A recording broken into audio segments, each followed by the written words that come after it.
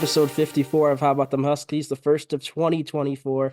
I'm Connor. I'm joined by just Matt today, another two-man show, but we got a big game to recap. If you guys missed it a couple days ago, UConn defeated DePaul 85 to 56. It was actually kind of scary in the beginning. The Huskies struggled to score at first. They didn't score in the first like 4 minutes, I believe. It was a neck and neck game over the first 10 minutes or so. But the story of this game has to be that the dynamic duo from three of Cam Spencer and Alex Caravan. They combined for 37 points and seven triples.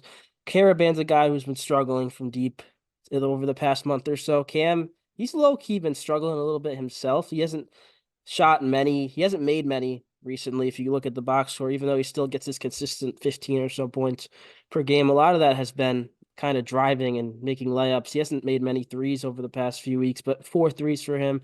Overall, dominant game against certainly a weaker opponent. What'd you like from that one? Just everybody playing kind of how they're supposed to, with the exception of Tristan Newton, I would say. We kind of saw the team that we definitely expected coming into the year. Caravan and Spencer hitting their threes.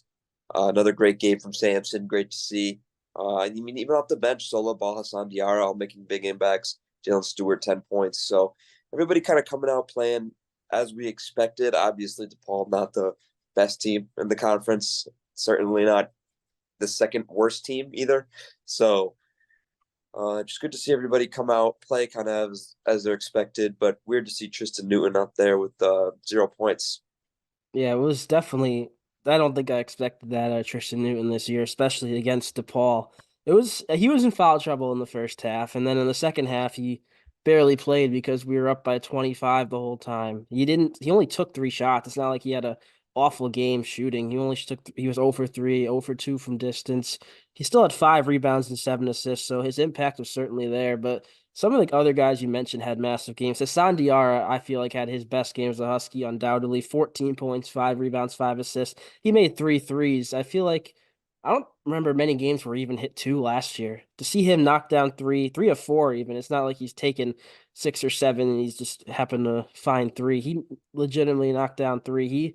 If he's a threat from there, especially seeing he kind of wasn't last year, I feel like we're in great shape off the bench. You also mentioned solo ball. I feel like 8 points is around what you're going to expect from him. 8 points, a couple of threes. If you get that, you're in a good place. If you get less, you're probably all right. But 8 points from him in 20 minutes. Jalen Stewart was in the rotation. He scored. Jaden Ross got a couple of minutes, I believe, in the first half. He played 5 minutes total. But an interesting factoid, I feel like, is there was no Yusuf Singare really at all. You saw him play against St. John's, obviously. Donovan McClingan's out, so Sampson's our only true center. Sigari played against St. John's. He only played like garbage minutes against DePaul. I feel like I know the reason for that. It's because DePaul doesn't really have a center or really a center that's as threatening as a Joel Soriano. Like Alex Caravan's like the same size and build as the DePaul big man. So we that allows us to go small, and we went small a lot, and it was obviously successful. But kind of surprising that Singari really didn't get any run. Yeah, I mean, you mentioned solo ball before. Um, the inconsistent shooting has been kind of a trend that we've seen. Two threes though, good sign. I feel like he's going to be that guy though over the next 2 3 years that we see, constantly improve.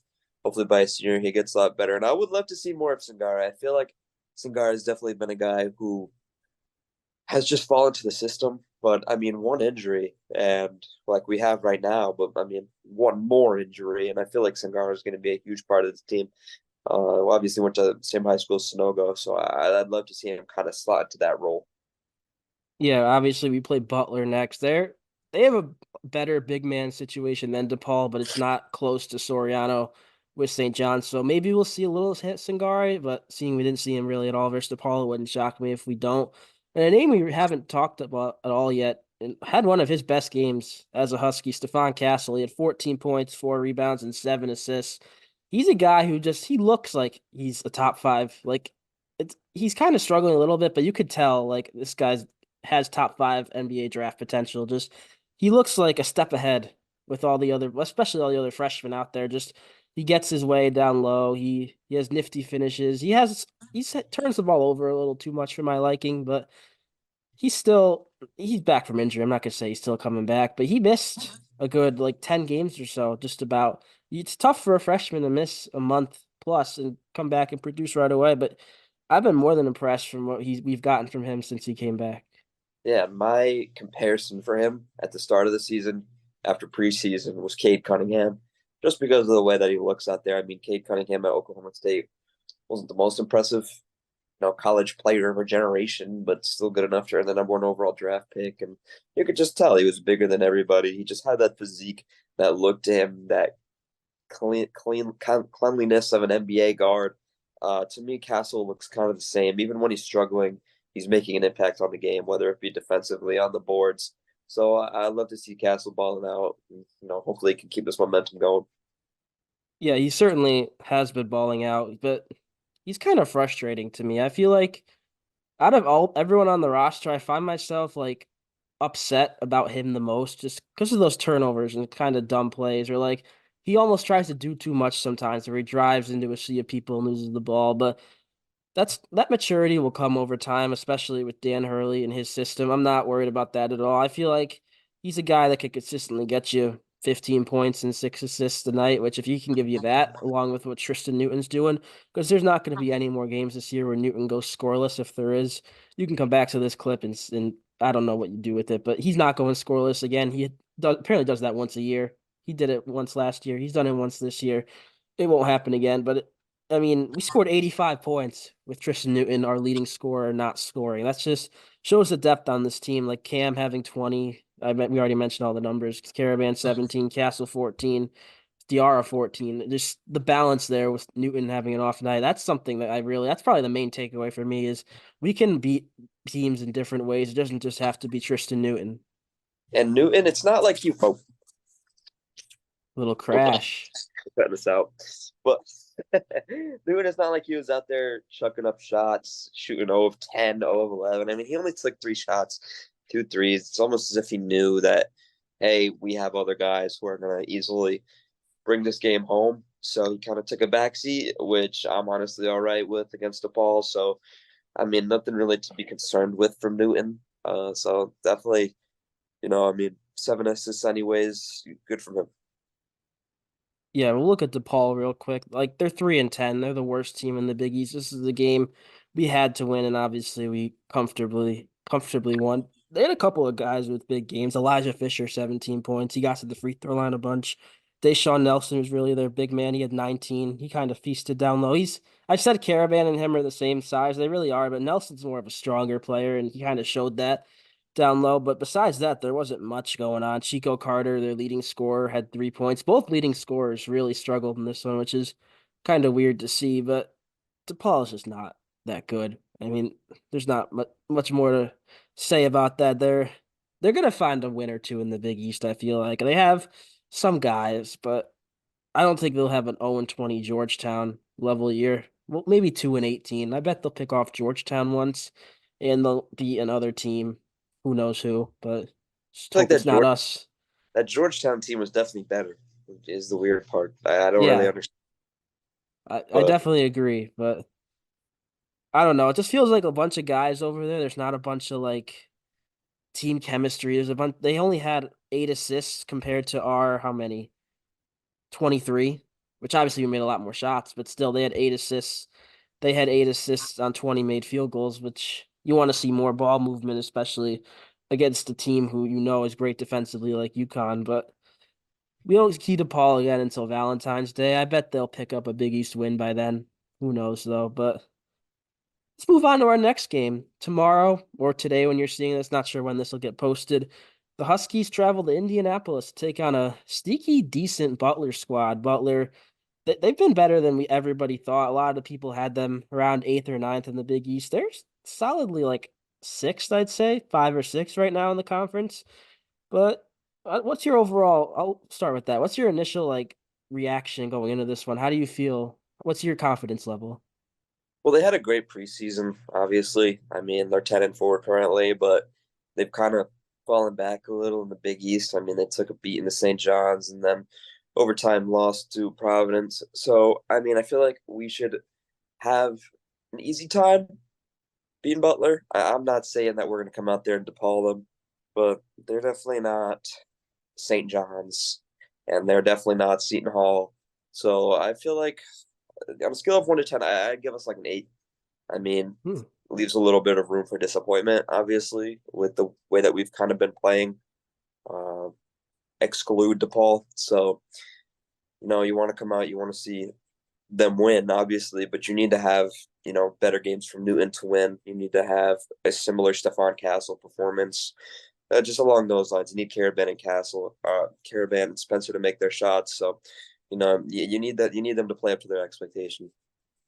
Yeah, you mentioned they're kind of struggling in Big East play. They lost in overtime to Providence, who I'm sure everyone's seen by now, but if you haven't, Providence lost Bryce Hopkins for the year, torn ACL. That sucks for the league as a whole, I feel like, because he's their best player, and they probably won't be as good as they should be without him, which sucks for the conference. That's a team that might not make the tournament now. That's how big of an impact he has. Obviously, it helps UConn's case a little bit because we don't have to face him twice now, 3 times potentially. But you don't wish injury upon anyone, especially a guy like that. But they played Providence close. They probably should have beat them at the AMP, but they kind of didn't foul up by 3, and the rest is history.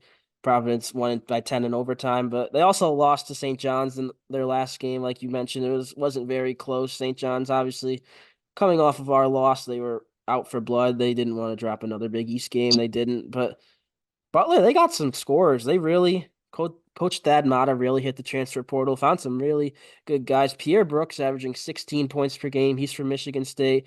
Jameel Telfort, he's from Northeastern, averaging 14. You got DJ Davis from UC Irvine. I believe he's averaging almost 14. And then Posh Alexander, we all know him from St. John's. He's averaging 10 points per game. Those are 4 transfers from this past portal, all averaging double figures. So they all play a lot. They're not very deep off the bench, but they definitely got some ballers. This is not going to be an easy game by any means. Not at all. I don't really Yeah. have I don't have too much to say about Butler. I mean, they do have some decent guys, but at the end of the day, I feel like we should be able to handle our business. Just don't play with your food. That's the only thing. I feel like that's kind of something that we've been prone to this season, kind of having higher expectations for ourselves, especially with clinging out. You want to win all these games, but you can't. And I feel like we learned our lesson against Seton Hall. St. John's came down to the wire. DePaul kind of found our groove. Butler, you need to prove your point that you are still the best team in the Big East and the best team potentially in the country. Yeah, with clinging out, this is the game I feel like he would have a big one because Butler's big man group is not their strength. Andre Screen and Jalen Thomas, they're two solid players, but like I'd say they're around the same talent level of that Seton Hall front court of Bediako and I forget the backup center's name, but obviously they were about a lot better. Bediako at least was a lot better than we thought he'd be. He kind of handled Klingon while he was healthy until he got hurt. But I feel like Sampson's gonna have another solid game. He had 8 points last game. He had 16 versus St. John's. I feel like he'll get back in double figures against these guys. And I do think actually looking at this roster and depth chart, I feel like we will see a little bit of Singare, especially against a guy like Andre Screen, a 7-footer. You can't put Caravan against a 7-footer. You could try, but I don't think it would work. It would work very well. We're gonna get to players to watch, but one thing I want to touch upon, 2 things actually I want to touch upon real quick. First, about this Butler game. This is going to be tough mostly because it's a road game in the Big East, and we kind of got a target on our back as we're the reigning national champions. We're ranked in the top 4. The fans are gonna bring their best, the team's gonna bring their best, and we're gonna see a lot of these games, especially like against the Butlers and against the Xaviers and the teams kind of in the middle of the pack that we should beat, but on the road it might be tough. This is gonna be one of those games. I know Andrew, he's not here today. He said a couple times he feels like this is gonna be a loss. I agree. I'm confident we'll win, but I also it wouldn't shock me. I'll put it this way. I'd expect a loss here more than I'd expect the loss at Seton Hall. Obviously, we already lost there, but I'd expect us to drop this game. Higher chance we would, but who knows? We'll see how we fare in our first true road test since that Seton Hall. I'll call it a disaster. We shouldn't have lost by 15, but we'll see how we fare. Yeah, and I want to see how they play kind of since we've caught this wave, these 2 wins in a row. Obviously coming off the disappointing loss to Seton Hall. I want to see how they kind of ride this wave, this momentum. I want to see how Hurley calls this game.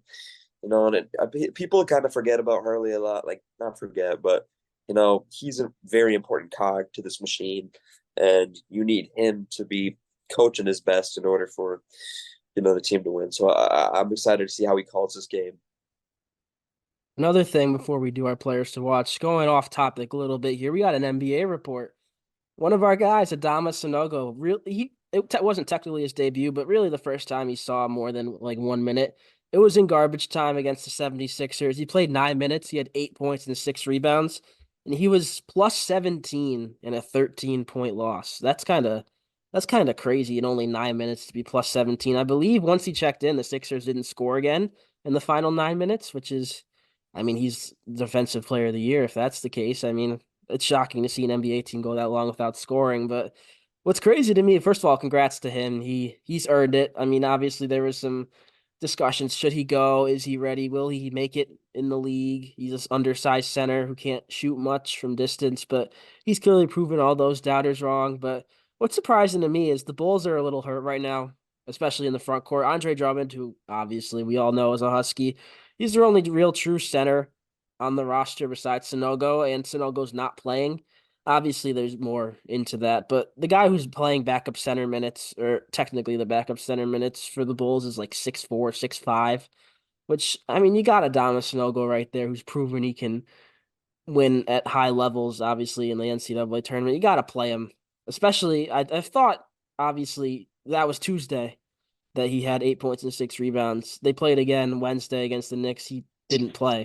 I mean, I don't know what more he has to prove to the coach, Billy Donovan, but I'm just happy for him. He'll find his chance eventually. Yeah, we know the Bulls are a disaster. I don't really expect anything out of them. They have a lot of talent. How many wins do they have? 13 wins, 14 wins. It's just disappointing. But I mean, I've been saying this since last year. Just move him to the four.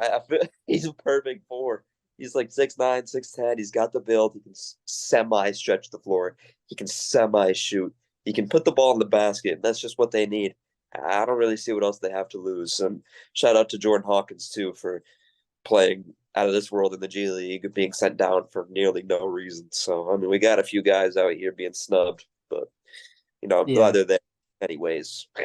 Yeah, Jordan Hawkins, his first and I believe his only G League game, he had 31 points in like 30 minutes or something like that. But that's beyond the point.